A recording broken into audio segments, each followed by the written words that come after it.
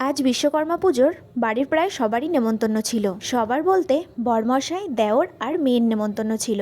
বাকি ছিল আমি, মা আর আমার যা। মানে 50% নেমন্তন্ন ছিল আর 50% নেমন্তন্ন ছিল না। তো সকালে রান্নাবান্না করে মেয়েকে খাইয়ে দিয়ে তারপর ওকে স্নান করিয়ে রেডি করিয়ে দিলাম। ও প্রথমে যাবে আমার জ্যাঠা শ্বশুর বাড়িতে, তারপর আমাদের পাড়াতেই একটা নেমন্তন্ন ছিল। ওকে একটু আগিয়ে দিয়ে বাড়িতে এসে আমি স্নান করে নিলাম। সকালে রান্নাবান্না হলেও খাওয়া দাওয়ার জন্য কারো পাত্তা নেই। দুই ভাই সকাল থেকে আজকে বেপাত্তা। দেওর অনেকটা দেরি করে এসে তাও একটু খেয়ে গেছে, কিন্তু বরের সকাল থেকেই কোনো পাত্তা নেই। একবারে স্নান করে বেরিয়েছে যাতে আর বাড়িতে না আসতে হয়। এদিকে সকালে আমি রান্না করেছিলাম আলু ভাজা, ডাল আর ডালের বড়া। মা বলল মাংসটা কাঠে রান্না করবে। খাসির মাংস কাঠে রান্না করলে খেতে বেশি ভালো লাগে। রান্নাবান্না হয়ে গেলে দুপুরে আমি খেয়ে নিচ্ছি। খেতে বসেছি, তখনই দেখছি বরমশাই বাড়ি এসেছে আর আমার জন্য পাঁপড় আর চাটনি এনেছে। নেমন্তন্ন পাশের বাড়ি ছিল তো তাই আনতে পেরেছে। দূরে হলে অবশ্য পারতো না। আমি খাচ্ছিলাম বলে বরকেও একটু খাইয়ে দিলাম।